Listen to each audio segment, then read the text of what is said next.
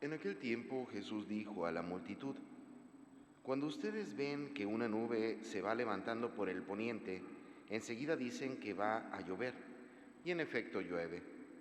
Cuando el viento sopla del sur, dicen hará calor, y así sucede.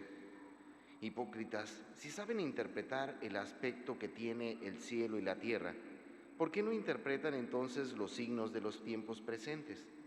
¿Por qué pues no juzgan por ustedes mismos lo que les conviene hacer ahora? Cuando vayas con tu adversario a presentarte ante la autoridad, haz todo lo posible por llegar a un acuerdo con él en el camino, para que no te lleve ante el juez te entregue a la policía y la policía te meta en la cárcel. Yo te aseguro que no saldrás de ahí hasta que pagues el último centavo. Bueno, hermanos, continuamos con nuestro caminar. Recordarán ustedes, hemos estado leyendo al apóstol San Pablo en su carta a los romanos. Específicamente habíamos estado hablando sobre la realidad del pecado, pero desde una perspectiva externa. Recordarán cómo San Pablo nos insistía bastante en la fuerza de voluntad, nos insistía también en la importancia de pensar en las consecuencias de la realidad del pecado. Sin embargo, en todos estos elementos externos que de alguna manera nos ayudan y nos sirven para tratar de llevar una vida de fidelidad a Dios, no podemos negar que existe un elemento interno que en el fondo es lo que más nos hace sufrir. Y desde esta perspectiva lo podríamos considerar más en el ámbito de lo que conocemos nosotros como el pecado original. Pero ¿cómo entender más ampliamente lo que implica esa herida interna de la cual habla San Pablo? Bueno, yo creo que todos hemos sido testigos del temor que ha generado los vicios, sobre todo las drogas, dentro de los jóvenes, incluso dentro de los adultos. Y lo difícil que es en el ámbito de pensar que hace falta solamente una vez para que se generen una serie de consecuencias bastante severas, bastante drásticas. Hemos visto cómo de repente las redes criminales que se dedican sobre todo a la venta de drogas, en un primer momento buscan a los potenciales consumidores y prácticamente les regalan la droga, ¿verdad? Buscando que, bueno, que la prueben y a partir de ahí se genera automáticamente una adicción. Una adicción que como tal es sumamente difícil dejar. ¿A qué vamos con esto? Bueno, cuando hablamos de la realidad del pecado original, aparece esta misma, una realidad un tanto similar o analógica. ¿A qué me refiero? Bueno, pues cuando el ser humano prueba el pecado, es muy difícil dejarlo, ¿verdad? Es verdad, nosotros entendemos que por la gracia del bautismo, el pecado original es borrado, sí, y esa es una afirmación teológica clara, dogmática dentro de nuestra vida de fe, pero no así las consecuencias del pecado. ¿A qué voy con esto? Bueno, cuando a un niño lo bautizan, es verdad, con el bautizo se borra por completo el pecado original, pero no, insisto, las consecuencias, que cuáles son, pues esa tendencia natural al pecado.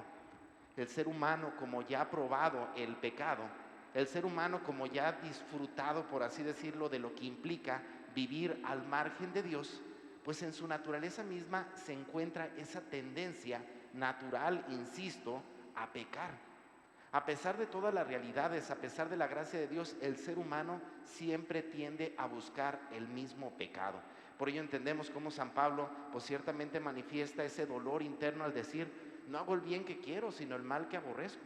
Y muchos de nosotros yo creo que en nuestra vida ordinaria lo hemos experimentado, ¿verdad? Cuántas veces por más que buscamos vivir en la fidelidad a Dios, al final de cuentas terminamos cometiendo el pecado que tanto aborrecemos, el pecado que tanto despreciamos.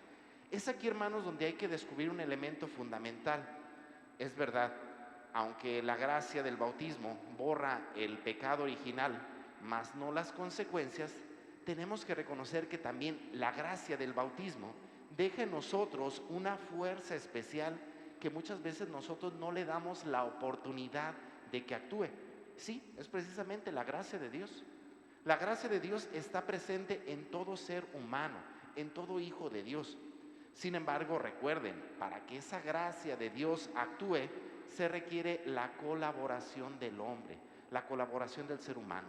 En pocas palabras, hermanos, sabemos que nuestras fuerzas quizás no son lo suficiente para vencer la realidad del pecado, pues sí, mientras solamente confíes en tus fuerzas difícilmente podrás superar esa situación.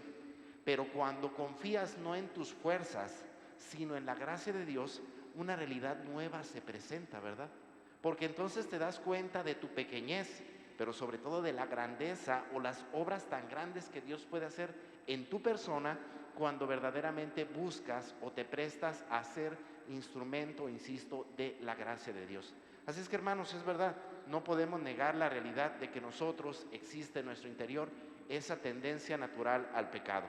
Pero insisto, no perdamos de vista, por encima de esa tendencia natural al pecado está la gracia de Dios. Pero para que esa gracia de Dios actúe en ti y en mí, se requiere poner de nuestra parte. Y es ahí donde regresamos a esa especie de circulito que planteaba San Pablo. Pues bueno, si quieres que esa gracia de Dios actúe, pues pon todo lo que está a ti, con ti, comenzando sobre todo con la fuerza de voluntad. Por otra parte, aunque no quisiera extenderme, el día de hoy en el Evangelio, San Lucas nos habla sobre la realidad de los signos de los tiempos. Situaciones que muchas veces nosotros tendemos a interpretar desde una perspectiva más apocalíptica. Y las cosas no van tan por ahí. ¿A qué me refiero? Bueno, todos hemos sido testigos, sobre todo del ámbito del cambio climático.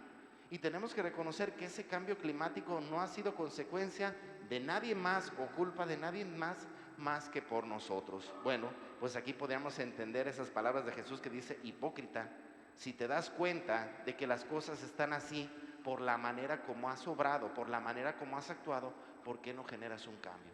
Hermanos, se ha insistido bastante en esta realidad, pero como seres humanos tenemos que ser más conscientes de nuestra responsabilidad y que en el fondo todos esos cambios no son otra cosa que signos de Dios que nos dice que tenemos que cuidar este Edén, que tenemos que cuidar este tesoro que Dios nos ha encomendado. Así es que, hermanos, creo que no tenemos justificación en el hecho de ver que si nosotros mismos experimentamos todo el daño que le estamos haciendo al medio ambiente, todo el daño que estamos haciéndole al ambiente social, pues bueno, creo que ahora esos signos que hablan constantemente en nuestra vida nos deben hacer ir a un cambio de vida, nos deben de llevar a tomar ciertos movimientos, ciertas acciones para tratar de regenerar esta realidad que estamos viviendo. Bueno, hermanos, pues pidamos a Dios de manera especial en este día que ante la realidad del pecado nos ayude a confiar en su gracia, pero que también nos ayude a reconocer en estos signos de los tiempos que vivimos día con día la necesidad de tomar medidas y hacer cambios pertinentes para poder sostener y poder verdaderamente dar culto a Dios.